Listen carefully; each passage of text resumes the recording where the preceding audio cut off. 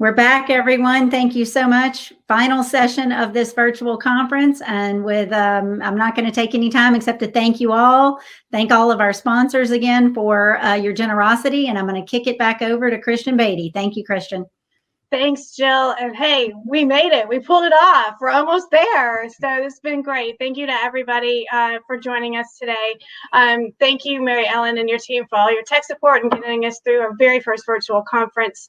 We hope everyone's enjoyed this experience, and we will post recordings and links to everyone that registered. And also, if there are any handouts or PDFs of the slide decks, we will post those and email those out to you as well, or email links to get to those.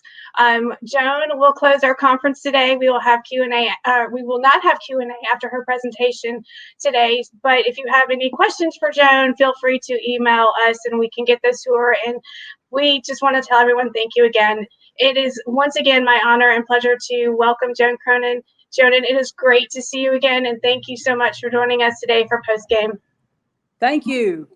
In my world, this is post-game, and post-game is after a game. And in my world, the mood of post-game depends on whether you win or lose.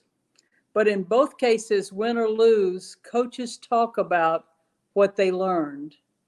I think we won the last 3 days. What a great conference. Thumbs up to Jill and Chris and Mary Ellen. Wonderful job. I love the programming, from cybersecurity to board roles and diversity to innovation and creativity, panels on fundraising, virtuality. I got to say, Mary Ellen's been my security blanket. How to learn, a new fundraising tool, 225. I'm going to bring that to our United Way here in Tennessee. Turning talk into action, talking about policy. And in our post game, I want to share something that's really important to me. It's not just talking the talk. We need to walk the walk. And we learned from overall themes and what we learned today, we learned a lot. But we can't just talk the talk. We need to walk the walk. We learned that we don't panic. You don't want to turn fear. You want to turn fear into hope. Brene Brown says we need to turn fear into hope. We need to know our goals. We need to know the pathway and the roads to take. And we have to have confidence and believe that we can do this.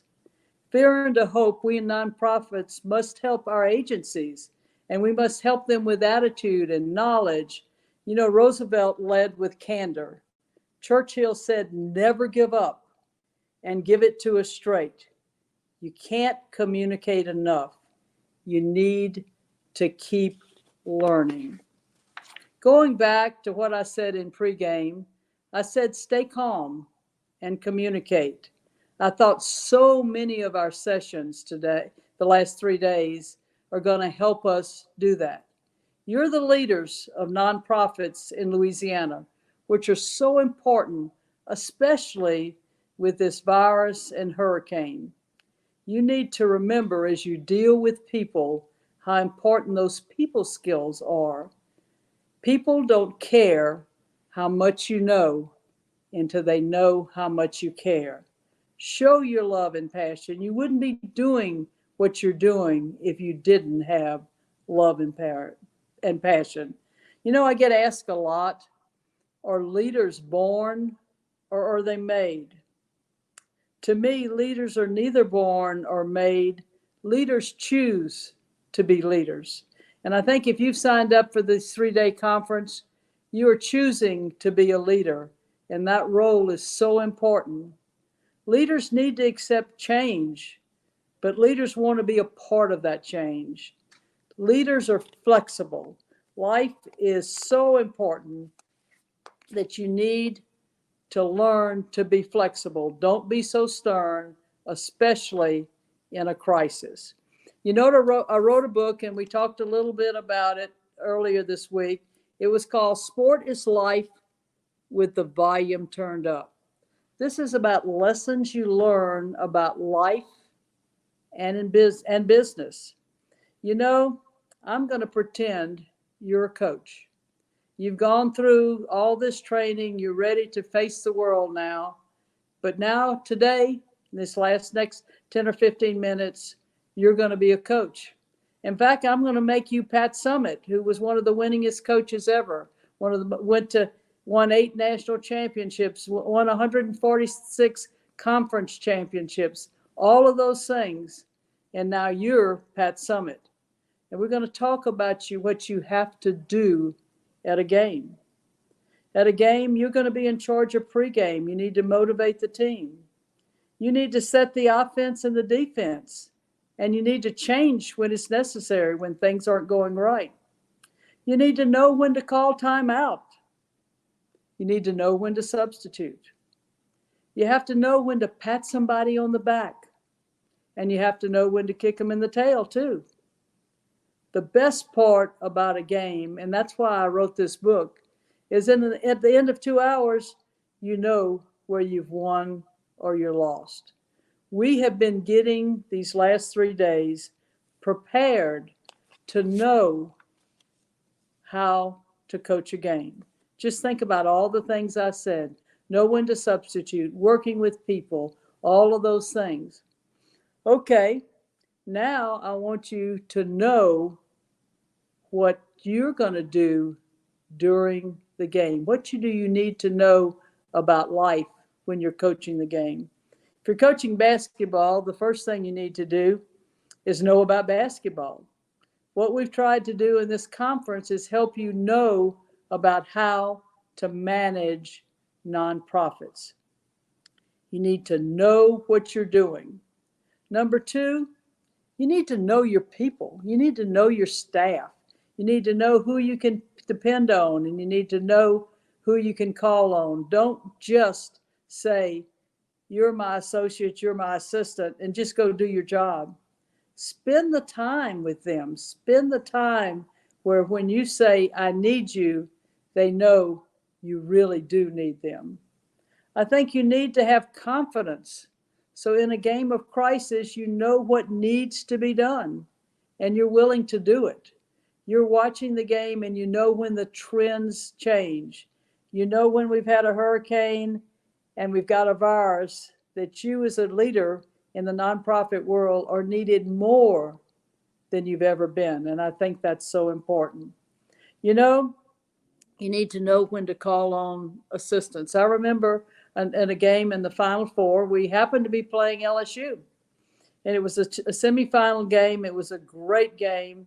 And I remember that game particular because we had a senior on the team step up and give a pep talk. It was probably the best pep talk I've ever heard. It was motivational, and it came from her heart. So you need to know, as a leader of a nonprofit, sometimes somebody else might be able to do the job just a little bit better than you.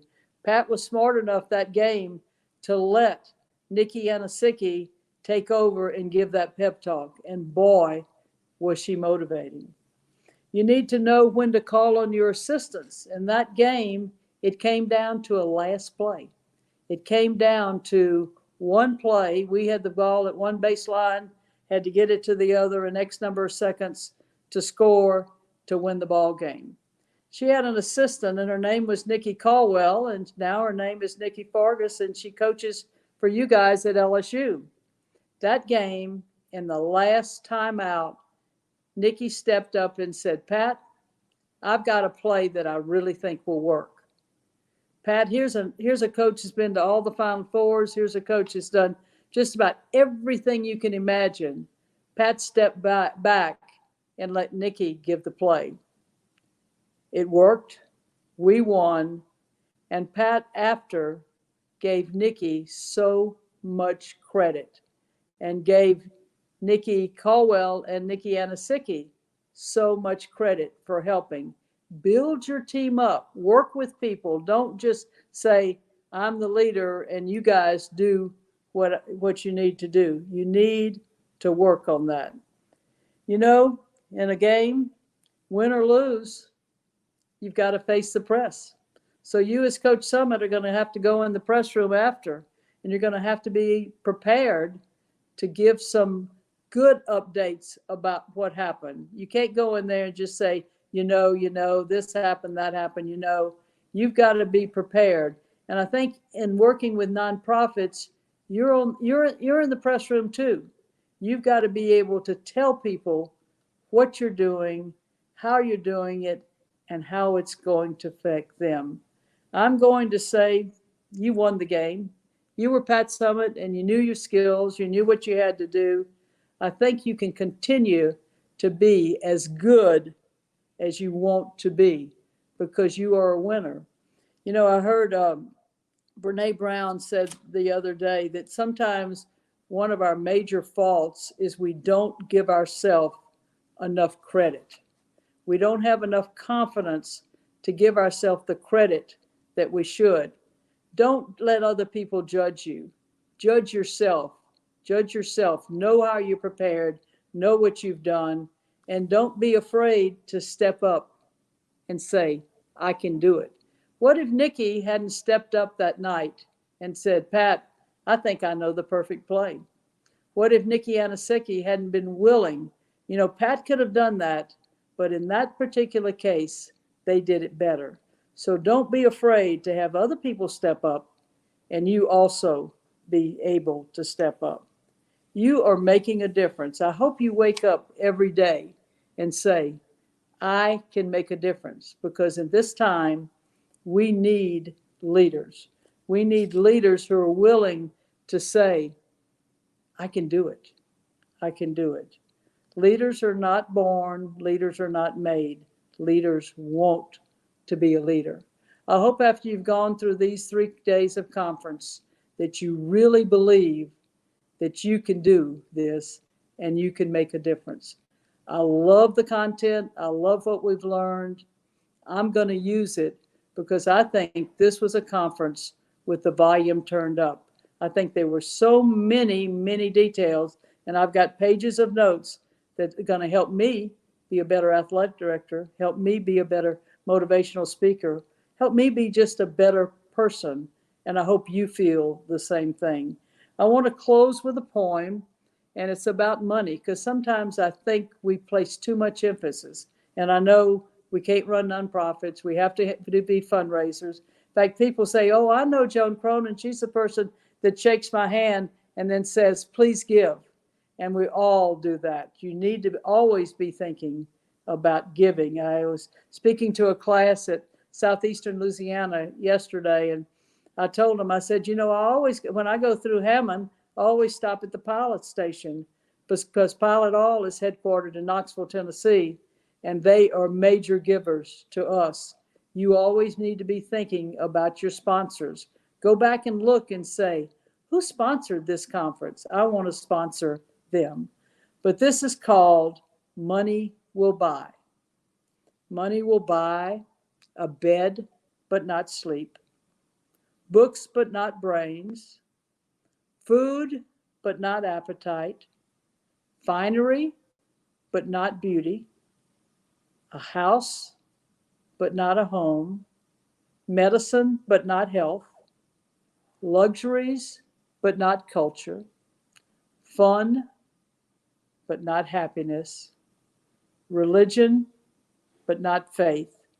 Never get too busy making a life. Never forget what you're there, and you're there to make a difference.